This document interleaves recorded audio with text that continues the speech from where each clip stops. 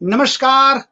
अखिल भारतीय काव्य मंच के इस प्रतिष्ठित पटल पर मैं विकास मिश्रा अखिल भारतीय काव्य मंच के बिहाफ पर आप सभी दर्शकों का, श्रोताओं का स्वागत, वंदन और अभिनंदन करता हूं।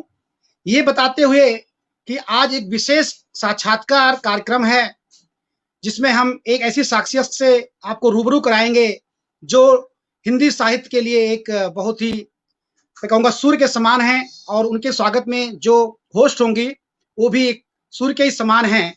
तो चूंकि हम चाहेंगे कि आप लोग उनका मैं नाम लूं, उससे पहले उनको मैं स्क्रीन पे आमंत्रित करूं। मैं चाहूंगा कि हमारे आज के कार्यक्रम के अतिथि प्रोफेसर हरीश नवल सर को, ममता मैम, आप स्क्रीन पर लाएं।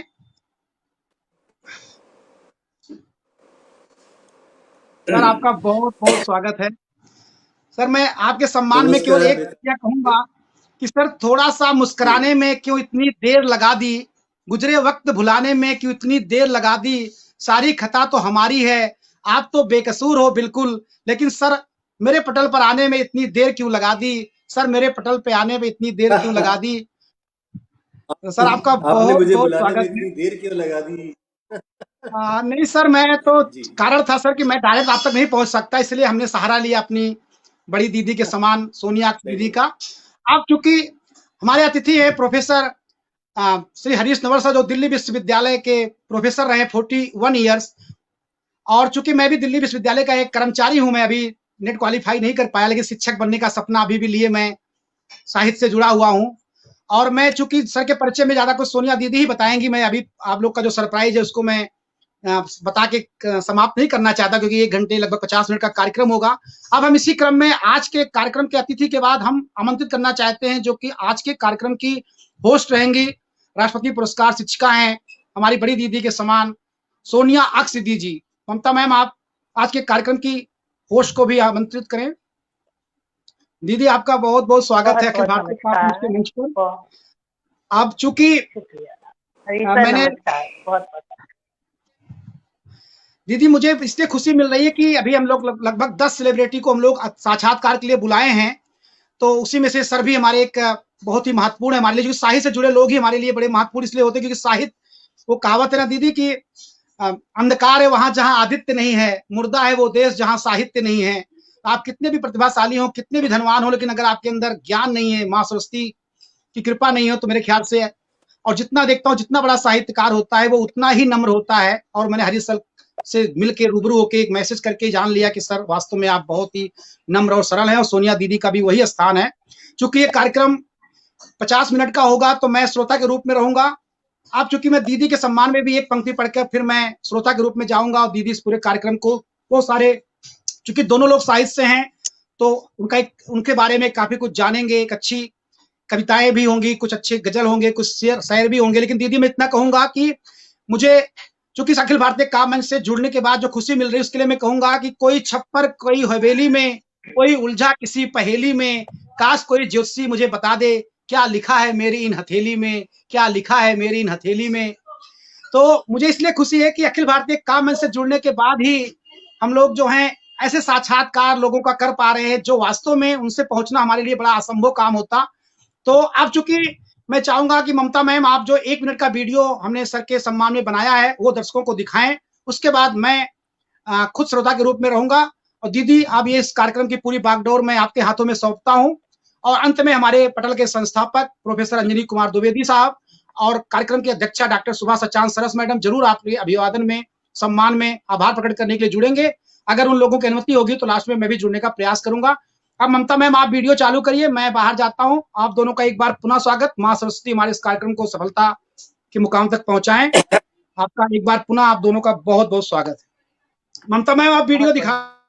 नमस्कार मित्रों, आप सभी का बहुत बहुत स्वागत है। अखिल भारतीय काव्य मंच प्रस्तुत करने जा रहा है एक विशेष साक्षात्कार कार्यक्रम, जिनके अतिथि हैं डॉक्टर हरीश नवल जी। ये अंतर्राष्ट्रीय पुरस्कार से सम्मानित साहित्यकार और शिक्षक हैं, और इनकी होस्ट हैं सोनिया अक्स सोनम जी, जो खुद में एक बहुत बड़ी हस्ती हैं, जिन्हें राष्ट्रपति पुरस्कार से सम्मानित किया गया और शिक्षिका, साहित्यकार और अंतर्राष्ट्रीय एंकर भी हैं। तो आइए मिलते हैं डॉक्टर हरीश नवल जी से। नमस्कार दोस्तों, मैं सोनिया सोनामत आप सभी का स्वागत करती हूँ, अभिनंदन करती हूँ और सबसे पहला स्वागत करती हूँ आस्था नवल जी का, जो 7 समंदर पार से हमारे बीच जुड़ी हैं और हमारे देश की बेटी हैं और देश के बाहर अपना परचम लहरा रही हैं। आस्था बेटा, आपका बहुत बहुत स्वागत और अभिनंदन करते हैं, क्योंकि मेरा गुड लक कि मुझे स्क्रीन पर पहला नाम आस्था का ही नजर आया। तो आपका बहुत बहुत स्वागत है बच्चे। मैं हूँ केवल बिंब मात्र, विस्तृत संसार तुम्हारा है। मैं हूँ केवल बिंब मात्र, विस्तृत संसार तुम्हारा है। जिससे अंतस सिम सुगंधित, वो अभिसार तुम्हारा है। हर पूजा का प्रथम पुष्प है, तुम्हें समर्पित है ईश्वर। हर पूजा का प्रथम पुष्प है, तुम्हें समर्पित है ईश्वर। मेरे इन कोरे भावों पर बस अधिकार तुम्हारा है। मेरे इन कोरे भावों पर बस अधिकार तुम्हारा है। वो परम पिता परमेश्वर हमारी कोरी कलम में, हमारी इस कोरे भावों में, मेरी इस कोरी जबान में आकर समा जाए। जो भी शब्द मेरे मुख से निकले वो अपने आप में बिल्कुल मुकम्मल हो, क्योंकि जो शख्सियत मेरे बीच में है उनके साथ बातचीत का जो सौभाग्य मुझे इस मंच से मिला है, मैं तहे दिल से आपका स्वागत, अभिनंदन, शुक्रिया करती हूँ और शुक्रिया करती हूँ इस मंच का। और आपके लिए इस मुक्तक से शुरुआत करती हूँ कि यार अब तू मेरी जात को ऐसा कमाल दी। बिल्कुल जितना मैंने आपको पढ़ा है, मैं बहुत पहले से आपको नहीं जानती, विकास जी ने कहा, पर मैं आपको बिल्कुल भी नहीं जानती और मैं दर्शकों को बता देना चाहती हूँ कि हमारी फ्रेंड रिक्वेस्ट ही आज स्वीकार हुई है। तो मैंने हाँ आज जरूर आपको पढ़ा है, लेकिन सुना बहुत है आपके बारे में और मेरी ये इच्छा थी कि मैं आपके साथ एक मंच साझा करूँ। तो ऐसे ही सही। तो यारब तू मेरी जात को ऐसा कमाल दे, जिसकी जमाना हश्र के दिन तक मिसाल दे। यारब तू मेरी जात को ऐसा कमाल दे, जिसकी जमाना हश्र के दिन तक मिसाल दे। छूनी है आसमां की बुलंदी मुझे खुदा, मेरे परों में जुर्रते परवाज डाल दे। मेरे परों में जुर्रते परवाज डाल दे। शायद ऐसी ही प्रार्थना आपने हर सुबह उस ईश्वर से की और आपकी वो प्रार्थना स्वीकार भी की गई कि आपके पंखों में इतना जोर था कि आपने आसमान की बुलंदियों को छुआ। लगभग 30 किताबें, युवा जनपद अवार्ड, 50 देशों में हिंदी साहित्यकार के रूप में आपकी अपनी एक पहचान, 16 रिसर्च, बहुत बड़ी बात है, एज ए प्रोफेसर आप काम करते हैं और व्यंग सरोवर के आप एक उभरते हुए कलमकार हैं। लाजवाब आप लिखते हैं। उभरते हुए मैंने इसलिए कहा कि अगर हमने मुकम्मल जहान पा लिया, अगर हमें मंजिल मिल गई, तो शायद हम उस पड़ाव को अपना पड़ाव मानकर रुक जाते हैं। नहीं, हाशिए से आगे जिंदगी अभी और बहुत है, लिखने को अभी बहुत और कुछ है। बेशक गजल, गीत, छंद, मुक्तक, दोहा हम सब लिखते हैं, हम सब पढ़ते हैं, लेकिन जिस विधा में आप लिखते हैं, जिस विधा में आपको महारत हासिल है, मैं ये कहूंगी कि पानी में मधानी मारकर मक्खन निकालना, या हमारे समाज की छोटी छोटी कुरीतियां, कुसंगतियां, जितनी भी नेगेटिविटीज हैं, उन सब को समेट कर और उसको इतने अच्छे तरीके से प्रहार करना उन कुसंगतियों के ऊपर कि वो बुरा भी नहीं लगे और वो प्रहार एक हथौड़ी का ऐसा आखिरी प्रहार हो जो हमारे मन मस्तिष्क को हिला कर रख दे और हम उससे सुधारने के लिए या हम उससे जाने के लिए मजबूर हो जाए। ऐसा ही लेखन रहा है आपका सर। तो मैं सीधा सीधी बातचीत यहीं से शुरू करती हूँ कि आप हाफ लाइनर लिखते हैं, तो ये हाफ लाइनर क्या है आपकी नजर में, ये श्रोता भी जानना चाहेंगे। तो आप किसे हाफ लाइनर, फुल लाइनर क्यों नहीं बोला इसमें, आपने हाफ लाइनर नाम दिया? मैं सभी जितने भी देखने वाले हैं सबको स्वागत करता हूँ, प्रणाम करता हूँ कि आप समय निकाल करके साहित्य की इस परंपरा में जो लोग आते हैं उनको सुनते हैं, देखते हैं। और साथ ही मैं भारतीय काव्य मंच का अनुग्रही हूँ कि आपने मुझे ये अवसर दिया कि मैं आपसे रूबरू हो सकूँ। आभार बहुत बहुत आपका सोनिया जी। आपने पूछा कि हाफ लाइनर क्या है और ये फुल लाइनर क्यों नहीं। ऐसा है कि जो साहित्य की विधाएं होती हैं तो उनके नाम जिस तरह से रखे जाते हैं, जैसे बन जाते हैं, उसी रूप में हम उनको कहना शुरू कर देते हैं। हम उनके शाब्दिक अर्थों पर नहीं जाते, हम उनके उन अर्थों पर जाते हैं जिनके वो अभिप्रेत बने हैं, जिसको प्रतीक के रूप में इस्तेमाल करते हैं। जो फुल लाइनर होता है उसको व्यंग के लिए कहा जाता है वन लाइनर। तो वन लाइनर एक लाइन नहीं होती, लेकिन वो ऐसा व्यंग है कि जो मान लीजिए 800, 1000, 1500, 2000 शब्दों का भी पूरा जो लिखते हैं आप 3-4 पेज का, वो वन लाइनर कहलाता है। और जो आप लिखते हैं 1-1.5 पेज का, अगर इस तरह से समझिए, तो मैं काव्य शास्त्र की बात नहीं कर रहा, बहुत साधारण रूप से बात कर रहा हूँ समझाने के लिए, और खुद भी उसको समझ रहा हूँ कि तब 100-150 शब्दों से लेकर 700-800 शब्दों में अपनी बात कह दें तो उसको हाफ लाइनर बोला जाता है। तो हिंदी में इस विधा का परिचालन कम था, तो मैंने इस और प्रयास किया, जिसका कारण खैर अभी आपने इतने पूछा तो इतने बताता हूँ, बाद में आगे बताता हूँ। हाँ जी, हाँ जी जी सर। हाँ, वही बात मेरे जहन में आ रही थी कि बात तो बहुत सटीक और बिल्कुल पूरी है उसमें, और उसका नाम हाफ लाइनर था। तो बहुत से श्रोताओं को ये बात शायद नहीं पता थी, मुझे भी नहीं पता थी। तो आपसे ये बात सुन के हमें एक नया ज्ञान हुआ। और श्रोताओं में से भी अगर कोई भी बात अगर आप सर से करना चाहते हैं, या आपकी तरफ से कोई भी सर के लिए प्रश्न है या कोई जिज्ञासा है, तो आप लिख कर पूछ सकते हैं। और मेरी नज़र में अगर वो कमेंट आएगा तो मैं ज़रूर सर से इसके बारे में बात करूँगी। अलका गुप्ता जी, खुशी झा जी, जितने भी लोग हमारे साथ जुड़े हैं, आपको नमन और अभिनंदन करते हुए मैं बात करती हूँ। आपने एक जगह लिखा, घात आघात पहुंचाने के लिए घात, किसी बिल्ली की बात की आपने किसी हाफ लाइनर में। कट रही है मेरी आवाज, एक्चुअली होगा ऐसा। मैं आपकी आवाज ब्रेक हो रही है, आवाज स्पष्ट नहीं आई मुझे। हाँ, ब्रेक हो रही है। हाँ, मैं समझ आपने नहीं पाया। एक जगह कहीं लिखा, गांधी चेतना की बात की आपने। नहीं समझ में आया मुझे। आपको आवाज आ रही? नहीं आया। आप गांधी चेतना द्वारा पुरस्कृत किए गए, गांधी चेतना संघ द्वारा, गांधी चेतना संघ द्वारा पुरस्कृत किए गए सर, गांधी चेतना संघ। गांधी जी की बात की आपने एक जगह। हाँ जी हाँ, जी हाँ, गांधी चेतना संघ ने मुझे ये अभी घोषणा की है पुरस्कार की। वो मेरा एक छोटा सा व्यंग था, हाफ लाइनर ही समझिए, हाफ लाइनर ही था, गांधी जी का चश्मा। तो वो उन्होंने पसंद किया और उसके ऊपर उन्होंने वो, जी जी बिल्कुल। तो उसके बारे में मैं कुछ जानना चाहते हैं हम आपसे। मैं असल में उसके बारे में कुछ बताएं। हाँ। वो तो मैं उसके बारे में क्या बताऊं, तो अगर मैं पढ़कर ही सुनाऊं आपको तभी आपको पता चलेगा। हाँ, पढ़ के सुनाइए सर। कोई मैं आपको बहुत सारांश में बता देता हूं, क्योंकि बहुत सारी बातें आपने करनी है। इस बीच में मेरे मित्र जो बहुत बड़े गजल गो हैं, सुशील साहिल आए हैं, तो मैं उनको प्रणाम करता हूँ। सुशील साहिल सर मेरे भी बड़े हैं। आपको नमस्कार सर, आपका स्वागत है बहुत बहुत। सोनिया जी, मैं अपनी बात बताता हूँ।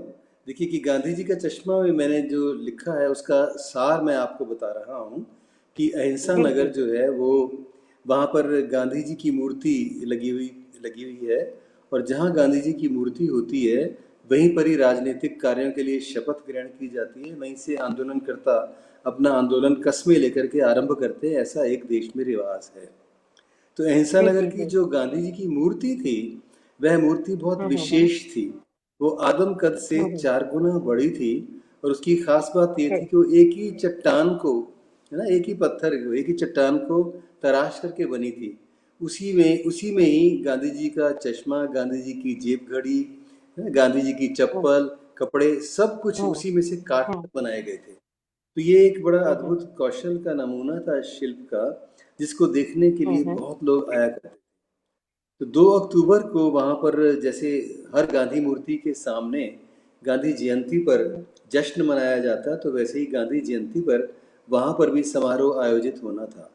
तो उससे 3-4 दिन पहले जब मूर्ति की सफाई वगैरह के लिए कर्मचारी आए, गांधी भक्त आए, तो उन्होंने ये देखा कि गांधी जी का चश्मा गायब है। गायब तो है। ये बड़ी ओके। हैरानी की बात है कि गांधी जी का चश्मा कहाँ गया, कि किसने इतने हम्म, ऊपर चढ़ कर के उस चश्मे को उतारा। उतार भी नहीं सकते थे, वो तो काट हम्म, ही सकते थे, हम्म, क्योंकि हम्म, आदम कद से 4 गुना बड़ी मूर्ति थी, तो चश्मा भी 4 गुना बड़ा था। तो इसलिए बड़ा था, इतनी हाँ। जल्दी में बनाया नहीं जा सकता था, और कोई जो इंसानी चश्मा है वो लगाया नहीं जा सकता था। तो इस पर बड़ी कोहराम मची, और टीवी वाले, रेडियो वाले आ गए, क्योंकि इससे उनकी टीआरपी बढ़ती है। जैसे कि जी पिछले जी जी। 74 वर्षों से देश के जो राजनेता हैं उनकी टीआरपी गांधी जी बढ़ा रहे हैं, तो वो हाँ जी, सब हाँ आ जी, गए। बेशक। जी। हम्म, तो लेकिन लोगों ने देखा, आश्चर्य व्यक्त किया, और सब चले गए। जब रात हो गई तब एक ये बात काफ़ी फैल गई कि गांधी जी का चश्मा गायब हो गया है। इसकी बात की चर्चा जब हुई तो उसको सुन कर के स्लम एरिया में एक गांधीवादी आचार्य रहते थे, जिन्होंने जिन्होंने कि आज़ादी की में हिस्सा लिया था, देश को इनकलाबी उससे आज़ाद कराने के लिए। तो वो आए, और रात के समय जब वहाँ पर केवल कुछ श्वान भौंक रहे थे और गांधी जी की मूर्ति जो है वो रोशनी में चमचमा रही थी, तो उन्होंने देखा गांधी जी की तरफ। तो उन्हें बड़ा अजीब लगा, क्योंकि गांधी जी चश्मे के बिना गांधी जी नहीं लग रहे थे। उन्हें हाँ बड़ा जी, हाँ अफसोस जी, हुआ कि बेशक। देखो कैसा षड्यंत्र है, कि लोग जो हैं वो हम्म, चश्मा काट के ले गए, पर गए हम्म, कैसे वो ये सोच ही रहे थे। और फिर बाद में उन्होंने उनको हम्म, नमस्कार किया और विदा होकर जाने हम्म, लगे, तो अचानक हम्म, उनको एक आवाज़ आई, और उन्होंने पीछे हम्म, मुड़कर देखा तो उन्हें लगा कि गांधी जी की ही आवाज़ आ रही है। उनके होंठ हिल रहे हैं, अच्छा। उनकी आंखों की पलकें हम्म, झपक रही हैं। तो इस पर वो अच्छा। आश्चर्यचकित हुए और वहीं पर खड़े रह गए। तो जो आवाज़ आ रही हम्म, थी वो गांधी जी की वाणी के रूप में उनको सुनाई दी, कि हे आचार्य, हम्म, अब तुम्हारे जैसे गांधीवादी चिंतक देश में बहुत कम रह गए हैं। कम है। मैंने जो कुछ देश को दिया, और देश ने जिस तरह से मेरे विचारों की हत्या की, मेरी हत्या तो एक बार हुई थी, हम्म, लेकिन मेरे विचारों की हत्या रोज होती रही है। तो मैं बहुत हम्म, त्रस्त हो गया, और मैंने देखा कि ना काली टोपी, ना पीली टोपी, ना केसी टोपी, ना लाल टोपी, जिन्होंने भी सत्ता जी, संभाली, किसी ने भी मेरे सिद्धांतों का पालन नहीं किया। तो मुझसे देखा नहीं नहीं गया, और मैंने खुद ही अपना चश्मा तोड़ करके फेंक दिया। है किया, मैं देखना ही नहीं चाहता। बहुत बढ़िया, बहुत खूबसूरत बात की। और इसी बात पे, इसी टोपी पे मुझे यूँ बात याद आई कि टोपी रंग बदल रही, बैठी रंग जमाए। टोपी रंग बदल रही, बैठी रंग जमाए, करतब इसके देख कर गिरगिट भी शर्माए। करतब इसके देख कर गिरगिट भी शर्माए। और बिल्कुल इसी यही है, बीच देश हमारे में साथ ऐसा जी ऐसा हो रहा है। जी सर। जी सर, देश की असल में आप कुछ कह रहे थे। देश की राजनीतिक स्थिति कुछ इस तरह से है कि अराजकता बहुत है, और हम्म, अस्थिरता बहुत है। कोई भी जी, शासक आता है तो उसको गहराई से नहीं समझा जाता, और जितने भी हम्म, चीज़ें दूभर हो जाती हैं लोगों के लिए, तो लोगों के कष्ट जब बढ़ने लगते हैं तो तब चेतना हम्म, जागृत तो होती है। लेकिन मुश्किल ये है कि वो अपने लिए तो बहुत कुछ करते हैं जो देश के नियामक है, लेकिन कई बार मैं सोचता हूँ कि वो भी बेचारे क्या करें, अपनी गद्दी बचाएं या देश के लिए काम करें, हाँ, क्योंकि गद्दी खुद भी बचाना बड़ा बचाएं या ज़रूरी है। देश के लिए काम तो गद्दी बेशक। बचाने के लिए वो लोग जुटे रहते हैं, अपना समर्थन पाने हम्म, के लिए वो देश को एक तरफ रखना ही चाहिए भाई। जो अपना काम तो गद्दी हम्म, बचाना है, तो उसके लिए पूरा देश लग जाता है। तो वहाँ फिर गांधी जी के सिद्धांत कहाँ काम करेंगे। जी। हाँ। इसी बीच राजकरण सिंह जी जुड़े हैं हमारे साथ, आपका स्वागत करती हूँ। ज्योत्सना रजोरिया जी, जो बहुत अच्छी सूफी गजल गायिका हैं, आपका स्वागत करती हूँ। प्रभात कुमार जी, आपका बहुत बहुत स्वागत है। प्रभात सर। अनिल अंशुमन जी, बहुत बहुत स्वागत। लाजवाब हरीश जी कह रहे हैं, आपका स्वागत है। बहुत बहुत शुक्रिया। ऋचा सिन्हा जी सही बात कह रही हैं, आपका बहुत बहुत शुक्रिया। और भारतीय संस्कृति से जुड़े हैं हम लोग, और अपनी संस्कृति, अपने संस्कारों का पालन करना हमारा फर्ज है। सुशील साहिल सर क्या कह रहे हैं, बहुत बहुत शुक्रिया सर। तो यही कहूंगी कि मेहमा जो हमारा होता है वो जान से प्यारा होता है। आप सब जो भी हमारे साथ दर्शक दीर्घा में हैं, आप सभी का अभिनंदन और स्वागत है, क्योंकि आपका यहाँ होना हमारे इस कार्यक्रम की सफलता का एक मानक होगा। अमोल कुमार चौधरी जी, आपका भी बहुत बहुत स्वागत है। तो आप सभी का अभिनंदन और स्वागत करते हुए, मैं, जैसा कि अभी आप सर कह रहे थे, तो उसमें देश के हालातों में यही लगता है कि हमनो अमा को गोया तमाशा बना दिया। हमनो अमा को गोया तमाशा बना दिया। जी चाहा जब भी आपने दंगा करा दिया, हमने मोहब्बतों से सजाया था जो चमन, तुमने तो कत्ले गाह का मंजर बना दिया। तो वही बात है कि जिसके हाथ में हम अपनी सत्ता और अपना सब कुछ सौंपते हैं, बस वो अपनी कुर्सी को अपने सिर पर लादे-लादे चलता है। कल ही मैंने साहिल सर का भी शेर पढ़ा था, मुझे याद नहीं आ रहा, कुर्सी को लेकर ही था। तो जी। अब मैं सर आपसे ये जानना चाहती हूँ कि आपने कब से लिखना शुरू किया? ये वैसे कॉमन सा सवाल है, ज़रूर पूछा जाता है, तो अ, कुछ एक बातें देखिए, कॉमन जब जब होती से हैं। मुझे जब से जब से मुझे लिखना आया, तब से मैंने लिखना शुरू कर दिया। क्योंकि अरे मैं वाह! अरे वाह! जब क्या बच्चा बात था है। और जब मैं बोलने लगा, तो मैं अपने दादा जी, जी। दादी नाना नानी को कहानी सुनाया करता था, सुनता नहीं था। मैं कहता था अच्छा, कि सुनते नहीं थे। बताइए वेरी गुड, क्या बात है। बताइए कि मैं आपको क्या सुनाऊं। तो फिर वो कहते थे भी, हुँ, कबूतर पर सुना, हाथी पर सुना, गुलाब का फूल, हुँ। जिंदा मा-। तो मैं तुरंत, मेरी कल्पना शक्ति काम करती थी, और बाद में मैं वो जी, कहानियाँ बुनने लगा, लिखने लगा। तो मैं बहुत छोटी उम्र से ही लिखने लगा था, और जब मैं 9वीं कक्षा में था, तब से मैं छपना शुरू हो गया था। देहरादून की एक पत्रिका अरे थी वाह! सर्वहित, उसमें छपा। जी, जी। और उससे पहले वहाँ जो मैं छपा, तो वो जो लेख थे वो व्यंग नहीं थे। तो जो मेरा हुँ। व्यंग वाले जो मेरी समझ थी, वो नीलम नाम की एक पत्रिका थी। मैंने देखा यहाँ डॉक्टर नीलम वर्मा भी आई हुई हैं, पहले इनको जी, प्रणाम कर जी, लूँ, वो नीलम देखते वर्मा ही। की यहाँ प्रणाम। हाँ, दिल्ली की दिल्ली की एक पत्रिका थी, नीलम। तो नीलम में जी, जी। उन्होंने एक प्रतियोगिता रखी थी कि युवकों का पत्र, खुला पत्र युवतियों के नाम, और युवतियों का खुला हुँ, पत्र हुँ। युवकों के नाम। तो एक प्रतियोगिता थी जो कई अंकों तक चली। तो उसमें मैंने भी एक पत्र लिखा था युवतियों के नाम। तो वो पत्र जो था, जी, वो जी। जब 4 महीने बाद सब सारे पत्र आ गए उनके पास, तो प्रतियोगिता में तब वो मुझे प्रथम पुरस्कार मिला था। और मुझे याद है कि अरे मुझे वाह! बहुत 15 रुपए बढ़िया। नकद मिले थे उस समय। अरे क्या बात है! तो वो नीलम बहुत बड़ी बात है नीलम 15 रुपए तो। हाँ, हाँ, तो नीलम वाली बात जो थी वो 1963 की थी। आप सोचिए, आपके लिए तो ओके, इतिहास है। Okay, okay. वो हाँ, उसके इतिहास बाद, है। हम इस दुनिया में नहीं थे तब। हाँ, जी, बस समझिए कि फिर मैं तब से ही लिख रहा था, और फिर धीरे धीरे जो आप पूछेगी तो मैं आपको बताऊंगा। जी। जी, बहुत खूबसूरत बात आपने बताई सर, बस यही मैंने पूछना था कि फिर व्यंग लिखने का कैसे आपके दिमाग में आया? मतलब लोग मोहब्बत हाँ, लिखते ये हैं, बहुत, सौंदर्य लिखते हैं, प्रकृति लिखते हैं, जुल्फों पे लिखते हैं, आँखों पे लिखते हैं, तो आपने व्यंग लिखा, आपने ये विषय चुना और बहुत हाँ, मुश्किल है, सटीक आपने व्यंग जितना, लिखना बहुत मुश्किल है। आपने जो जी कुछ सर, बोला वो सारी चीजें मैंने लिखी, किंतु मैंने जी, जी, अपनी जी। शैली, अपना शिल्प सब व्यंग में ढालने की कोशिश की। और उसका कारण क्या था कि मुझे तो मालूम नहीं था कि व्यंग क्या होता है। वैसे सच कहूँ सोनिया जी, जी, आज आज तक भी मैं ढूंढ रहा हूँ कि शुद्ध व्यंग होता क्या है। ताउम्र हम सोचते रहते हैं कि अ, जो असली अर्थ क्या कहाँ है। क्या है, हम तथ्यों तक पहुंच जाते हैं, पर सत्य तक पहुंचना बहुत कठिन होता है। तो मैं स्कूल में ही पढ़ता था, भैया आ जाओ। 10वीं कक्षा की बात है। तो हमारे स्कूल में हुँ, मुख्य अतिथि बनकर एक सभा में जैनेंद्र कुमार आए। आप जानते हैं जी, कि जी, जैनेंद्र कुमार एक बहुत बड़ा नाम, प्रेमचंद के बाद के कथाकारों में एक बहुत बड़ा नाम। तो जी, वो आए। जी, जी। जब वो आए तो मेरे प्रिंसिपल ने जब कई बच्चों से मिलाया, तो हम वाणी परिषद देखते थे, मैं और मेरे एक मित्र राकेश जैन। जी। तो उन्होंने मुझसे कहा, उन्हें कहा कि देखिए ये हरीश जो है ये कुछ कविता वगैरह भी लिखता है। तो वो कहते सुनाओ। हुँ, हुँ। तो उन्होंने कहा सुना दो। तो मैंने एकदम से सुनाना शुरू कर दिया। तो मेरी कविता थी, क्या जी, जी। करता हूँ मैं, नहीं, करता हूँ मैं अपने आप को ऑफर, मैं हूँ फोटोग्राफर, ऐसा करके एक कविता थी। अच्छा, अच्छा, गुड, गुड। हुँ, हुँ। क्रुश्चोव को मैं ये बना दूँ, उसको ये बना दूँ, ऐसे कुछ था। तो उन्होंने हुँ, हुँ। आधी सी कविता सुनी, और उसके बाद एकदम कहते, तुम व्यंग बहुत अच्छा लिख सकते हो। अब मेरी अरे वाह! हुँ, समझ में नहीं आया कि ये व्यंग क्या है। तो मैंने अपने हुँ। अध्यापक से पूछा।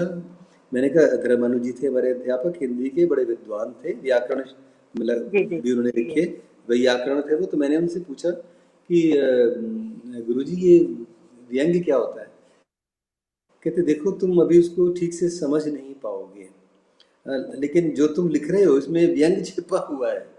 मैंने कही क्या बात है। Yes, yes. तो ये वाली बात मुझे दूसरी बार सुनाई दी थी, क्योंकि जब नीलम में, जिसकी मैंने आपको बात बताई, जब उसमें जी मेरे जी। पत्र पर पुरस्कार मिला, तो जो उसमें पाठकों के पत्र छपे, तो उसमें कई लोगों ने लिखा कि उसमें व्यंग बहुत अच्छा था, बहुत अच्छा व्यंग लिखा है। तो ये जब दोबारा जैनेन्द्र जी ने, ऐसे बड़े लेखक ने कहा, तो मैं सोच में पड़ गया एक कि एक व्यंग, सेकेंड आपको तो, एक सेकेंड बस, सॉरी। नहीं नहीं, अब मैं बोलता रहता आपको हूँ कल आप। भी बोला था हमारा सर।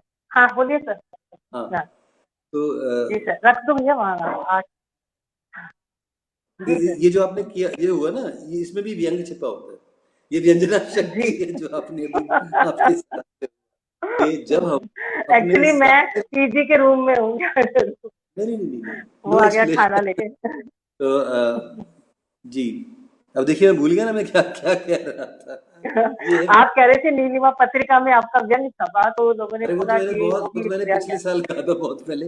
अभी तो मैं बहुत आगे बढ़ गया। हाँ।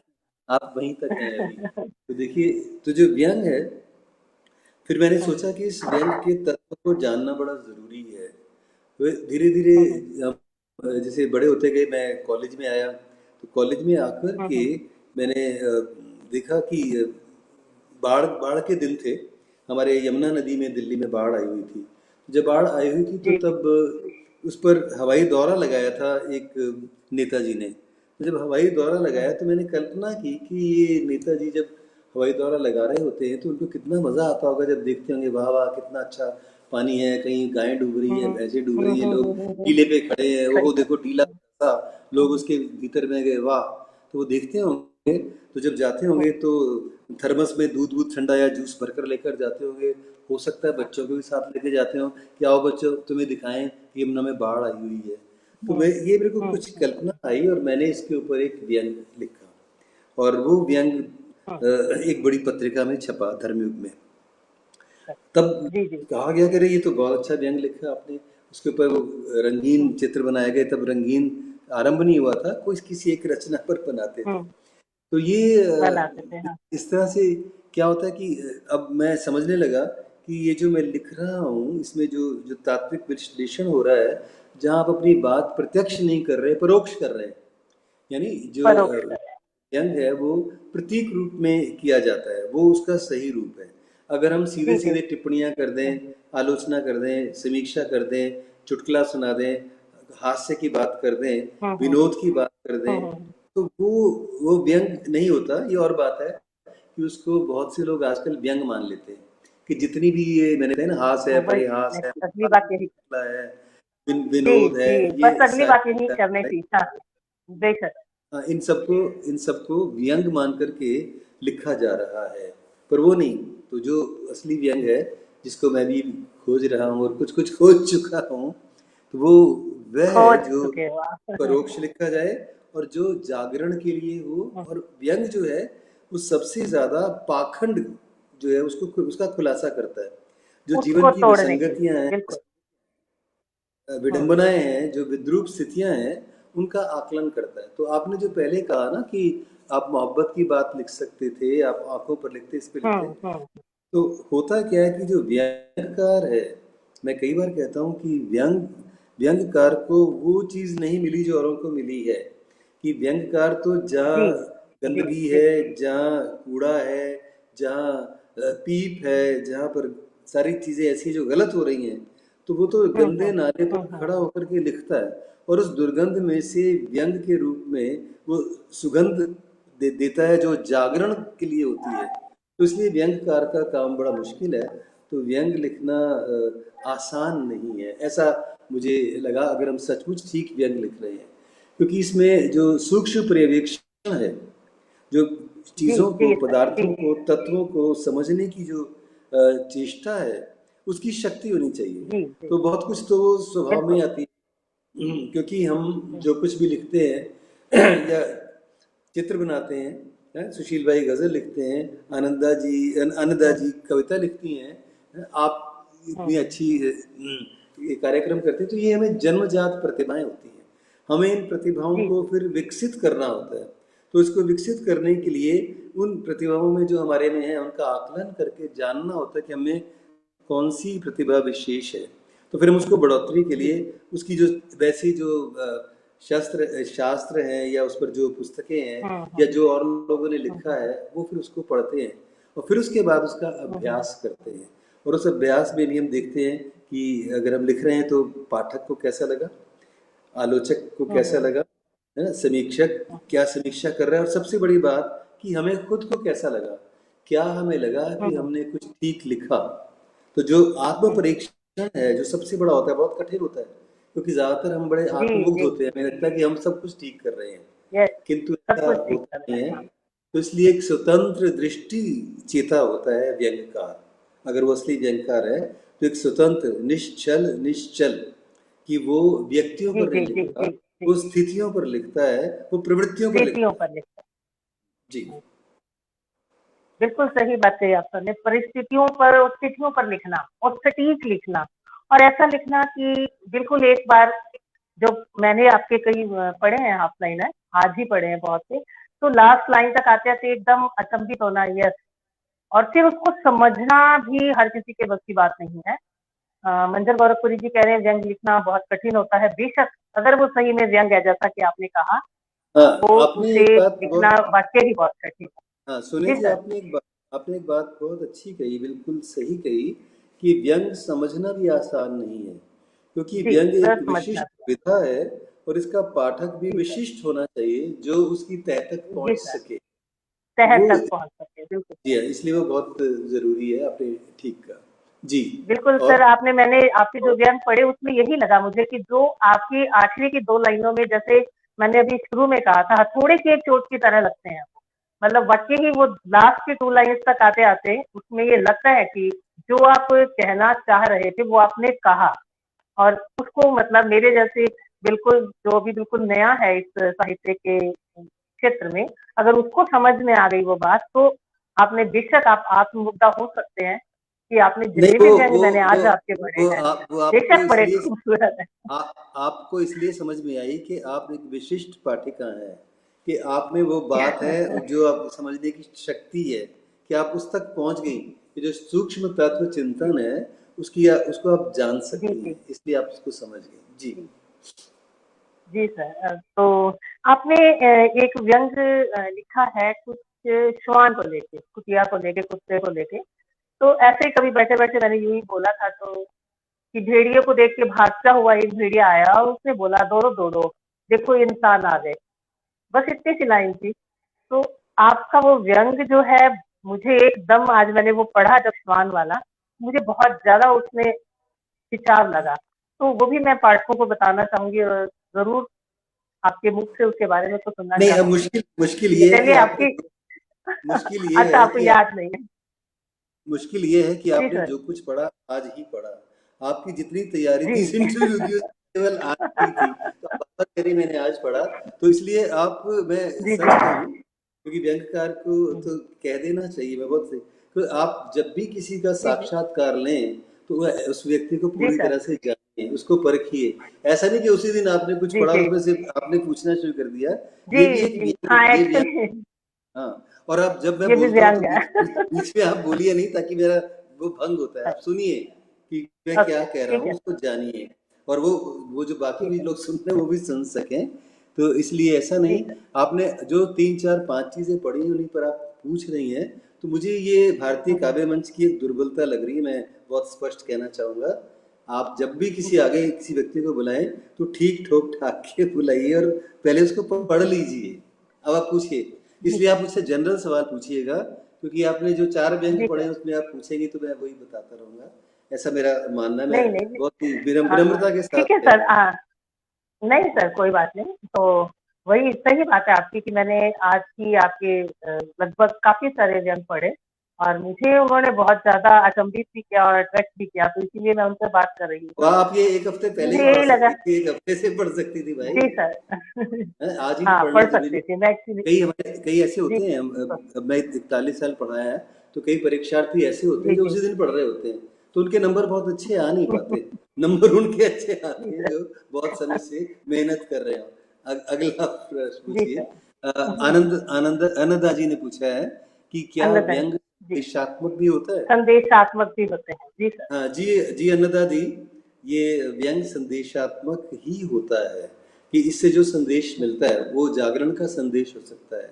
वो आपको एक उन स्थितियों से परिचित कराता है जिन परिस्थितियों से हम अनजान हैं, उसके प्रति आपको सावधान भी करता है। जी, अच्छा प्रश्न पूछा आपने अनदा। जी सोनिया जी। बेशक आपने जितने भी व्यंग लिखे हैं या कहे हैं, मैं आपको यही जानना चाहती हूँ कि व्यंग, हास्य और मजाक करना, फुहड़ता, इनमें बड़ा माइन्यूट सा, बड़ा बारीक सा डिफरेंस है। तो जो जी आपने बड़े अच्छे से निभाया है आपने उसमें, तो सोनिया वही जी, बात कि हास्य को सोनिया जी, जी माइन्यूट फर्क नहीं है। माफ है बहुत बड़ा, कीजिएगा। लेकिन लोग मानते हैं, लोग उसको व्यंग मनाने लग गए ना सर। वही बात है कि अपना हास्य भी कर लिया तो उसको भी व्यंग कहने लग गए लोग, जबकि वो व्यंग नहीं है। देखिए ऐसा है कि जो हास्य है उसकी जो परिणति है वो जो होती है वो निर्मल आनंद में होती है। तो ध्यान दीजिएगा, जी आनंद निर्मल होना चाहिए। वो नहीं कि जो जी। चुटकुले जैसी चीजें सुनी, हास्य ऐसा सुना जिससे कि मन मैला हो हम्म रहा हो, कि जो हम्म कुछ हम्म उसके जो 2-3 अर्थ निकल रहे हैं और जो असली अर्थ है वो नहीं है। जो उसके हम्म खराब अर्थ है उसको समझे और उस पर लोग हंसे, वो नहीं। जिस हम्म हम्म हास्य को पढ़कर के निर्मल आनंद मिले, यानी उस रचना को पढ़कर के हास्य की, कि आप मन से मलिन हुए बिना सोचें, वो उसकी हम्म। परिणति होनी चाहिए। और जो व्यंग है ये तो बिल्कुल उल्टा है। इसकी तो परिणति बिल्कुल करुणा में होनी चाहिए, दर्द होना चाहिए, कचोटना चाहिए, गुदगुदाना नहीं चाहिए। ये आपको कचोटे कि पाठक सोचे कि हाँ ये सही बात है, हम भी शायद ऐसा कर रहे हैं या हमने भी ऐसा देखा है। ये स्थिति नहीं होनी चाहिए। ये जैसे मैंने आपको गांधी जी का जो सुनाया कि ये कैसी स्थिति है कि इतने साल हो गए अभी तक हम वहीं पड़े, अभी तक हमारे गांव में बिजली पूरी नहीं चली, अभी तक हमारी नदियां जो हैं वो गंदगी से हैं, अभी तक हमारी सड़कें वैसी ठीक नहीं हुई। कितने साल में होंगी, हम सोचते हैं। तो वो सोचवाता है। और फिर एक वर्ग ऐसा है, कुछ वर्ग ऐसे हैं जो बहुत ज़्यादा संपन्न है। तो ये जो भेद है, जो हैव्स और हैव नॉट्स की खाई जो बनी बीच में, वो गहरी होती जा रही है। तो ये चीज़ व्यंग समझाता है, आपको जागरूक करता है। और कई बार वो जागरूक करके वो आपको, जैसे कहा अनदा जी ने, वो संदेश भी दे रहा है। तो ये बात है। तो हास्य जो है वो निर्बल आनंद देगा, और व्यंग जो है उसकी कारुणिक स्थिति तक, तो उसकी परिणति करुणा में होगी, क्योंकि मन करुणा से भर जाए। क्यों, आज भी ऐसा है, आज भी ऐसा है कि गांधी जी को रोना पड़ रहा है, आज भी ऐसा है कि उन्होंने अपना नजरिया बदल लिया। ये सारी चीजें। जी, बिल्कुल ठीक कहा रत्नेश्वर सर सिंह जी, मैं आपने। करता हूँ आपको धन्यवाद आपका बहुत बहुत। जी सोनिया जी। रतेश्वर सिंह जी, आपका बहुत बहुत स्वागत है। व्यंग के सशक्त हस्ताक्षर के रूप में आप जाने जाते हैं। आदरणीय बेशक एक व्यंगकार के कार्य की बहुत खूब व्याख्या की आपने, पूनम सागर जी कह रही हैं। बहुत बहुत बहुत धन्यवाद पूनम अच्छी जी। बात आपने बताई जी। पूनम जी आपका। जी सर। पूनम जी खुद एक बहुत जी अच्छी सर, आप कुछ कह कवियत्री हैं। हाँ, मैं कह रहा हूँ कि पूनम जी सागर जी बहुत अच्छी कवियत्री, मैं प्रणाम करता हूँ। जी। वर्सेटाइल पर्सनैलिटी कह रहे हैं विकास जी। चंचल शर्मा जी, व्यंग की में से सच की सुगंध आनी चाहिए। बेशक वही बहुत बात बहुत अभी कर रहे थे कि बहुत अच्छी बात चंचल जी ने लिखी। मैं साधुवाद देता हूँ आपको। ये बहुत बिल्कुल कोटेबल कोट है कि व्यंग में से सच की सुगंध आनी चाहिए, क्योंकि व्यंगकार सच को निकाल के आता है, जो भीतरी सच है। जैसे मैंने कहा ना कि हम तथ्यों को देख रहे होते हैं, सत्य की खोज कर रहे होते हैं, अन्वेषण सत्य का है। और सत्य कहीं दूर नहीं होता, होता आसपास ही है, पर हम उस तक पहुंच नहीं पाते। तो वहाँ, तो पहुंच इसलिए नहीं पाए। सत्य का मतलब सच। बहुत अच्छी बात लिखी है आपने। जी सत्यनारायण तिवारी जी, प्रणाम करता हूँ जी, बहुत बहुत धन्यवाद। प्रणाम आपका। रजनी सक्सेना जी, लिखने के बहुत खूबसूरत नियम और तरीके बता रहे हैं आप। बहुत बहुत शुक्रिया रजनी सक्सेना जी धन्यवाद कि रश्मि जी। ये सामाजिक कुरीतियों को व्यंग से प्रदर्शित करने वाली रचनाएं मुझे बहुत पसंद है। मंजर गौरवपुरी जी कह रहे हैं हाँ, आप भी कुछ। जी मंजर भाई, बहुत अच्छी बात है, आप भी वैसा ही लिखते हैं, हम लोग भी वैसा जी ही लिखते हैं कि सामाजिक कुरीतियां कई ऐसी हो गई हैं कि जो जो यानी कई सारे रिचुअल्स भी ऐसे हैं कि जो अब सामयिक नहीं रहे।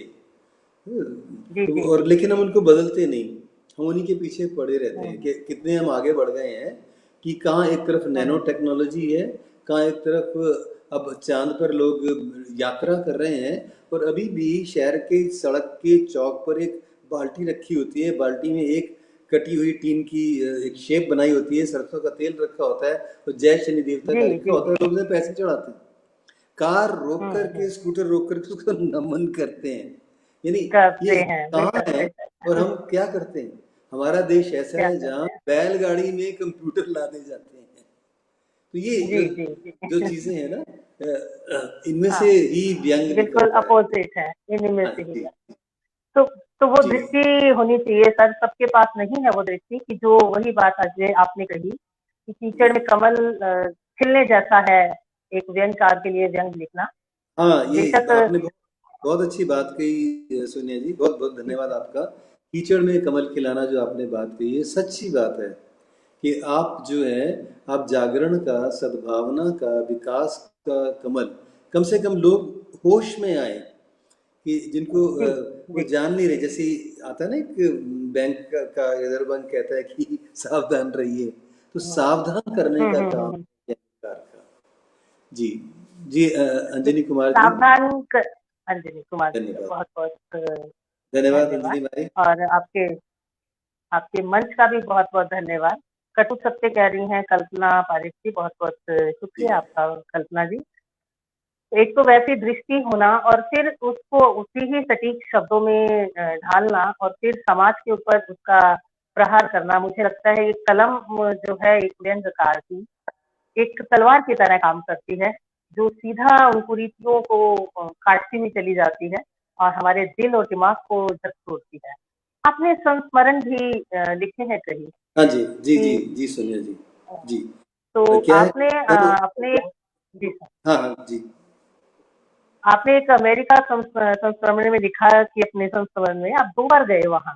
फर्स्ट बार जो आपका एक्सपीरियंस था, वो उसमें उन्होंने मतलब इंडियंस को थोड़ा-सा नीची नज़र से देखा और दूसरी बार जब आप गए, तो वही आपको बिल्कुल अपोज़िट मिला उसमें। जी जी जी जी जी तो जी जी जब आपने विदेशों की यात्रा की और भी बहुत से देशों में आप गए हैं, नॉट ओनली इन जी अमेरिका, तो जी, आपको कहाँ भारत का स्तर उनकी नज़रों में लगा और आपके व्यंग को, गज़लों को, गीतों को तो सराहा जाता ही है वहाँ मुशायरों में, बहुत लेकिन बहुत आपके बहुत व्यंग को किस तरीके से वहाँ लिया गया? बहुत अच्छा प्रश्न किया सोनिया जी आपने, कि ये सच बात है। जैसे मैं 50 देशों में अभी तक गया हूँ और हिंदी भाषा को और हिंदी व्यंग को विशेष रूप से लेकर के गया हूँ। कुछ देशों में तो जी, यूनिवर्सिटी में पढ़ाया भी है और प्रवक्ता के रूप में काम किया, एग्जामिनर के रूप में भी किया। तो वहाँ का भी जनजीवन देखने को मिला। जो आपने बात पूछी कि कहाँ पर भारतीयों को बहुत पसंद किया जाता है, जहाँ सम्मान है, तो मैं जब ट्रिनिडाड गया, वेस्ट इंडीज़ में एक ट्रिनिडाड है, आप जानते हैं, ट्रिनिडाड एंड टोबैगो, बहुत सुंदर देश है। जी, मॉरिशस, सूरीनाम की तरह जी। बड़े खूबसूरत देश हैं, छोटे छोटे हैं तो बहुत सुंदर है। तो देखिए, जैसे ही मैं हवाई अड्डे पर उतरा और उतर करके जब हमें लेने के लिए वहाँ विदेश मंत्रालय के जो पदाधिकारी आए हुए थे और उनके साथ कुछ जन समूह था, हम लोग 6 लोग थे, हुँ, और हुँ, हुँ। वो आए और आकर के एकदम हम लोगों को से आलिंगनबद्ध होने लगे और कुछ लोग पैर हुँ, छूने हुँ, लगे और साथ साथ में वो हुँ, हुँ। उनकी आंखों से आंसू भी आ रहे थे और वही कह रहे थे कि ओ अरे! You have come from India, और you have come from the land of Shiva, oh you have come from the land of Ganges, you आहा! Have come from the Himalayas. ओ, और बार बार इतना। और जब हम गए थे उस समय जो 6 लोग थे उनमें मैं यंगेस्ट था, तो मैं ये सोचूं कि उनके पैर तो छुए, मेरे क्यों छू रहे हैं, लेकिन भारतीयों के हुँ, हुँ, हुँ, प्रति हुँ। उनकी आस्था इतनी ज़्यादा है। तो मैंने वो ट्रिनिडाड में उस बात को एक तो बहुत देखा कि वहाँ पर भारतीयों का सम्मान बहुत ज़्यादा है। मॉरिशस मॉरिशस में भी आप जाते हैं तो वहाँ भी गंगा तालाब है। गंगा तालाब में जो मॉरिशस के वासी आते हैं, वो यहाँ गंगा जी हुँ, हुँ, से हुँ। पानी, उसका जो पानी नहीं कहते हम, जल कहते हैं ना, वो जल, गंगा जल ज़ लेकर के जाते हैं और गंगा तालाब में उड़ेलते हैं। वहाँ नहाना मना है, कपड़े धोना मना है, और बहुत सफाई साफ सुथरा है। और जब उनके यहाँ जब शिव भक्त जाते हैं, कांवड़िया, तो उनका एक अलग रास्ता बना रखा है। तो वहाँ भी भारतीय परंपराओं की इतनी ज़्यादा मर्यादित अवस्था में है, शायद आप सोनिया जी जानती ही होंगी कि वहाँ प्रायः हर घर के बाहर एक छोटा सा मंदिर बना होता है। मंदिर में चाहे राम हो, कृष्ण हो, एक मूर्ति होती है और साथ में एक शुद्ध जल की वो जो बॉटल रखी होती है पानी चढ़ाने के लिए। तो घर में प्रवेश करते ही प्रणाम करते हैं। तो ये और भी इंडोनेशिया में देखा, बाली में भी देखा कि भारतीयों का सम्मान बहुत है। और बाली इन सभी देशों में अकेला एक ऐसा देश मैंने देखा जहाँ पर हर चौराहे पर मूर्तियां हैं भारतीय देवी देवताओं की, कि हमारे जो उपनिषदों में जिन जिन की व्याख्याएं हैं वो वहाँ पर लिखी हुई हैं। और इतने सारे मंदिर वहाँ देखे तो ये लगा। अब देखिए इंडोनेशिया में उसका जो मुख्य जो एयरपोर्ट है, जब आप वहाँ पर आते हैं तो उसके मुख्य द्वार पर ही कृष्ण और अर्जुन रथ पर सवार वो है, वहाँ पर है। और गरुड़ उनका प्रतीक चिन्ह, तो वहाँ भी भारतीयों की बहुत सम्मान है। तो वो देखा। हाँ, जो बात आपने कही वो अमेरिका में जब मैं पहली बार 1991 में, जिसको सरल भाषा में 91 कहते हैं, 1991 जब वहाँ गया था तो मैं अपेक्षाकृत बहुत युवा था। और वहाँ जाकर के बहुत डर डर के जाना पड़ता था कि लोग ऐसे देखते थे जिसकी नज़रों में हिकारत सी होती थी।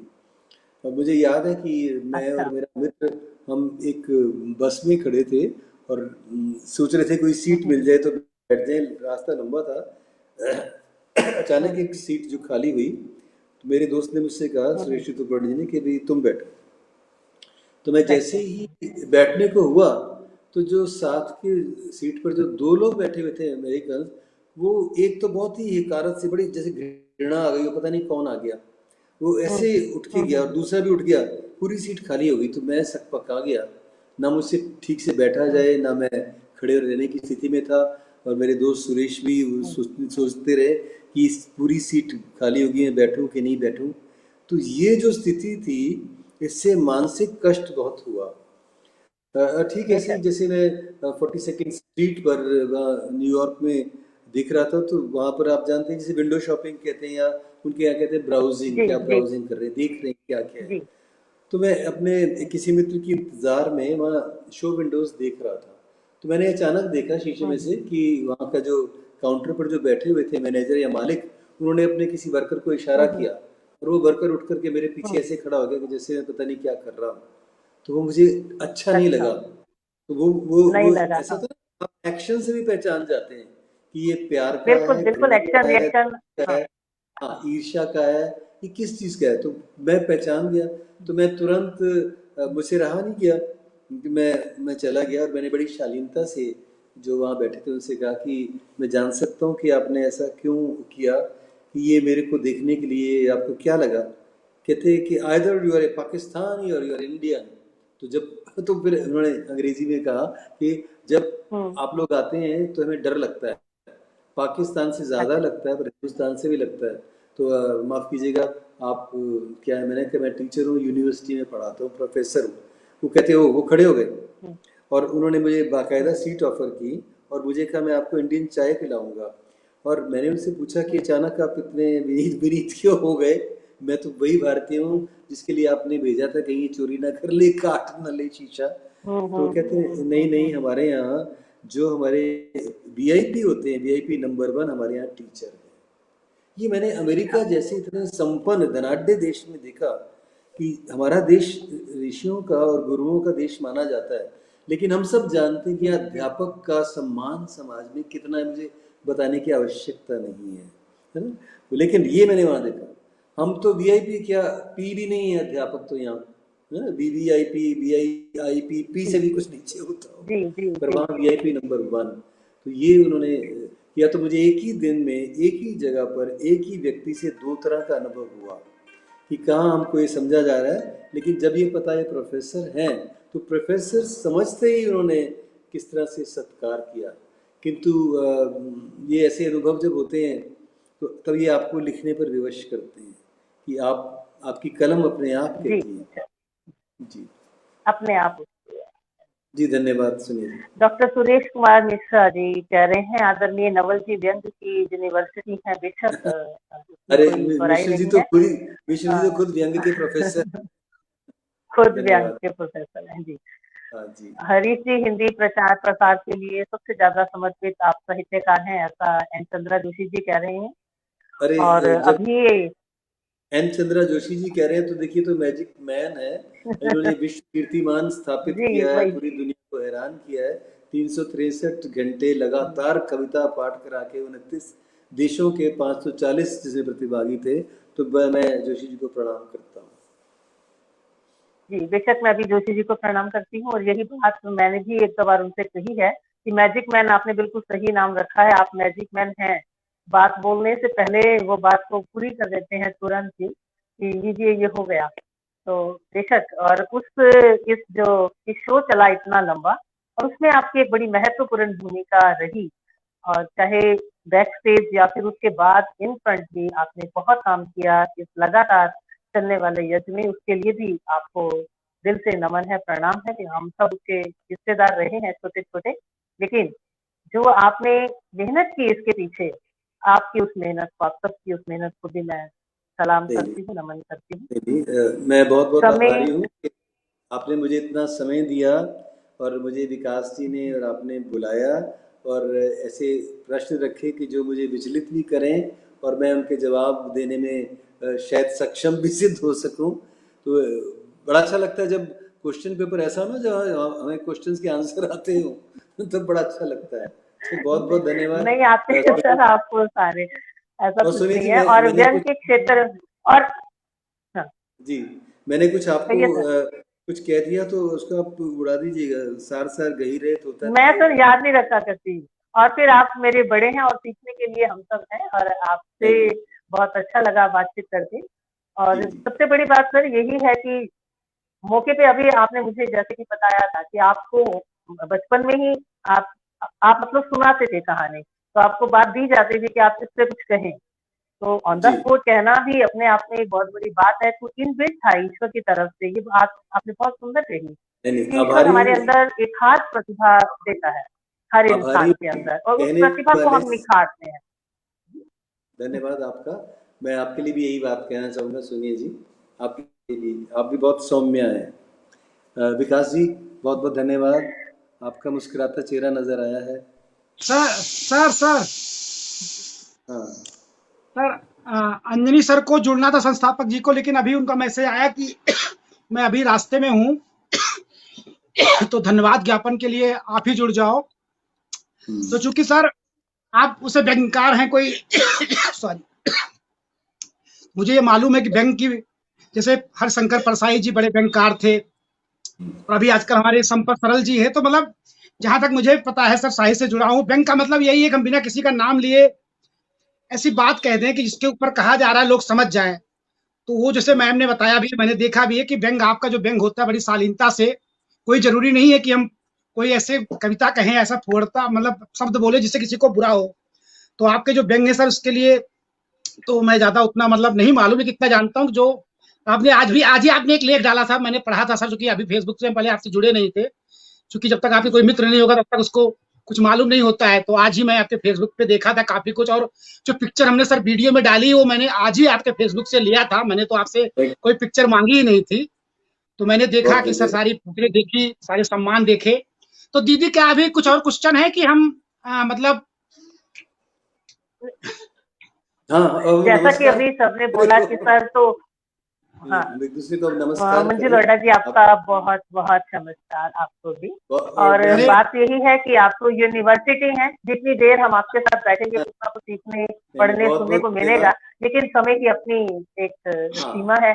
हम मेरा तो अभी सारी भूख प्यास अभी अधूरी है, तो मैं जरूर आपसे अपनी गलतियों को सुधार के एक बार फिर आपको जरूर किसी न किसी मंच से मिलूंगी। शुभ्रा दीदी जी जी पालीवाल जी, जरूर। आपका बहुत स्वागत है बहुत दीदी आपका। मुझे कुछ कहना स्वागत है। है विकास भाई। दीदी।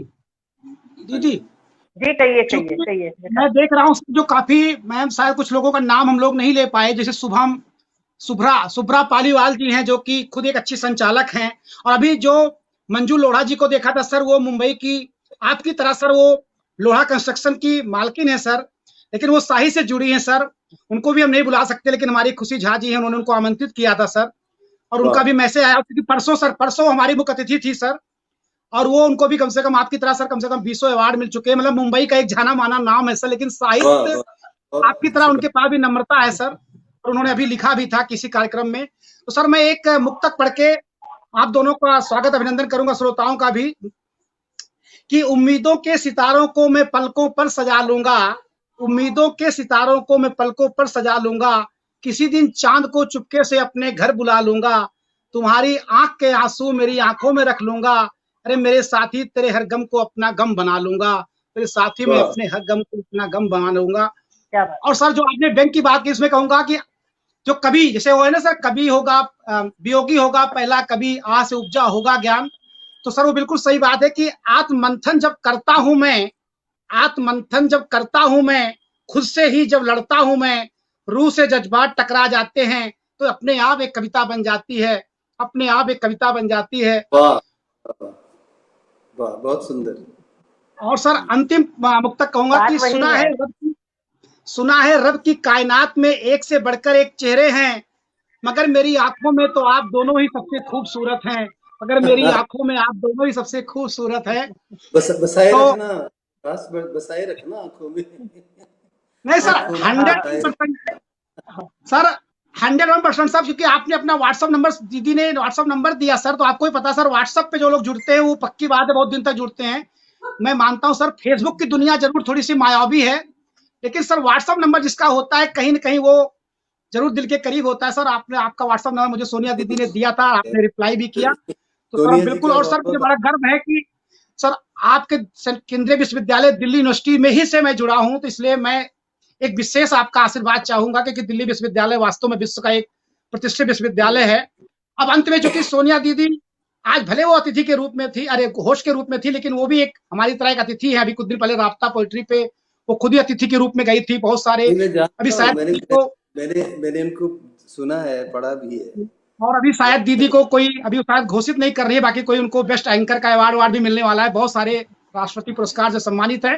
तो दीदी मैं ये जानना चाहूंगा कि आप कुछ अभी और कुछ क्वेश्चन है, या मैं लास्ट में अपने 2 मिनट में आप लोगों का धन्यवाद ही ज्ञापित करूं। नहीं, क्वेश्चन तो कुछ नहीं है, बस मैं इतनी सी बहुत सी मतलब बातचीत बहुत सी करना चाह रही हूँ। अभी मैं मेरे मन में बहुत सी क्वेरीज हैं कभी किसी मन से। अभी तो मैं बस इतना ही कहूंगी कि व्यंग को जितना आपको सुन के मुझे समझ आया कि जिस भी कुरीति को देखकर हमारे मन से पहले वर्ड निकले आह दुख, और फिर उसको आपने इतने अच्छे तरीके से उसको लिखा कि सामने वाले ने उससे पढ़ा और उसके मुंह से निकला वाह, कि सीधा प्रहार। जितना मैंने आपको समझा, ये बहुत एक ही बहुत लाइन में धन्यवाद मैंने सर। उसको आभारी रेखांकित हूँ किया कि सोनिया यही जी और विकास जी, दोनों बहुत का समझ में आभारी हूँ। आया मेरे। नहीं नहीं, ये और दोनों ही अब मेरी फ्रेंड लिस्ट में है। मेरे लिए बड़ा, ये मेरा सौभाग्य है, आप दोनों अरे ही। सर आपका सौभाग्य नहीं सर, ये तो मेरा सौभाग्य सर। आप जैसे बड़े लोगों को अगर हमें मतलब फेसबुक पे आपने फ्रेंड बनाया तो मेरे लिए बड़े गर्व का विषय है। और वास्तव में सर मैं आपकी तरह, मेरे भगवान की कृपा से 3-4 ऐसे अंतर्राष्ट्रीय लेवल के कवि हैं, दिनेश रघुवंशी सर, सौरभ जैन जी, ये सब मेरे मित्रता सृष्टि में है सर। और सब लोग, सारे लोग आपकी तरह ही नम्र हैं, बहुत ही विनम्र हैं, और मेरे हर मैसेज का रिप्लाई करते हैं। मैं बड़ा ही भाग्यशाली हूँ कि वास्तव में मतलब जब से मैं सर 2 साल से साहित्य से, 2 साल क्या 1 साल से ही साहित्य से जुड़ा हूँ, तो 1 साल में ही आप जैसे कम से कम 25 से 30 बड़े कवि, पंडित सुरेश नीरो जी भी हैं, ऐसे लोग हैं, शंभू शिखर जी है, जो मतलब जिनको हम लोग विश्वास ही नहीं करते थे कभी ये भी हमें मैसेज का रिप्लाई देंगे, वो लोगों को मैसेज मिलता है सर, तो वास्तव में बड़ा गर्व की अनुभूति होती है। और जी जो अंत में चूंकि बहुत सारे श्रोता जुड़े हैं सर, अंजनी कुमार द्विवेदी जो पटल के संस्थापक हैं, अध्यक्षा डॉक्टर सुभा सचान सरस जी, और सर हमारे इस पर्दे के पीछे से स्ट्रीम आर्ट संभाल रही हमारी ममता बारोट जी, और हमारी टीम सर बहुत लंबी है, लगभग 20 से 25 लोग हमारे इस पूरे दीप्ति दीप जी, सबका मैं आभार प्रकट करता हूँ। और चूंकि अंजलि सर को ही मैं जुड़ना था इस कार्यक्रम में, लेकिन वो बस सभी कॉलेज को में लेट प्रणाम हो गए। करता हूँ। बस और बस। अंजलि जी तो हाँ, बीच बीच में अपनी टिप्पणी दे रहे थे, अंजलि जी को मेरा जी जी सर, जी आभार। सर। नहीं वो सर बिल्कुल मतलब जुड़े रहे। वो स्क्रीन पे आना चाहते थे सर, शोभा शोभा सचान जी, अध्यक्ष जी। सर चलिए फिर मैं इस कार्यक्रम को वाइंड अप करके इन पंक्तियों के साथ, एक बार पुनः कोई गलती होगी सर क्षमा करिएगा, आपको दोबारा हम कभी फिर से आमंत्रित करेंगे। जरूर, दीदी आपका भी बहुत अवश्य। बहुत आभार। और सर बहुत अंतिम केवल बहुत 2 लाइन शुक्रिया, की बहुत पंक्तियां सर बहुत दिल से जुड़ी हुई हैं। देख लूं तुझे तो एक जहां नजर आता है। सर आपको मालूम है सर, तुझे शब्द पे मुझे माफ करिएगा, क्योंकि शायरी बिना तुझे और तुम से बनती भी नहीं है, भगवान को भी हम लोग तुम बोलते हैं। तो मैं कहूंगा कि सर देख लूं तुझे तो एक जहां नजर आता है, तुझ जैसा फिर मुझे कोई कहां नजर आता है, तो जैसा फिर मुझे कोई कहाँ नजर आता है। इसी के साथ शीशा एक बार दर्पण देख लेना भाई, दर्पण देख लेना, नजर आ जाएगा। हाँ सर, धर्मपत्नी जी सर मेरे साथ हैं, लेकिन उनको साहित्य से उतना प्रेम नहीं है सर, इसलिए नहीं मैंने कहा साहित्य से मेरा जो दर्पण दर्पण देखना, शीशा देखना, नजर आ जाएगा। दर्पण दर्पण शीशा जी सर, दर्पण। दर्पण जी सर, जी सर। मुझे लगता है कि मेरी धर्मपत्नी जी मेरे सामने हमेशा रहती है, मुझे मतलब हमेशा मुझे अपनी याद दिलाती रहती हैं। बहुत अच्छी बात है, आप जीवन में हमेशा सुखी रहेंगे अगर आपने वो पालन कर लिया तो। बहुत बढ़िया। Thank you very much sir. बस बहुत बहुत शुक्रिया। प्रणाम। Thank you sir, thank you very much sir, thank you. Okay दीदी जी, प्रणाम। थैंक यू दीदी। थैंक यू, प्रणाम। ममता जी बंद कर दीजिए। Thank you.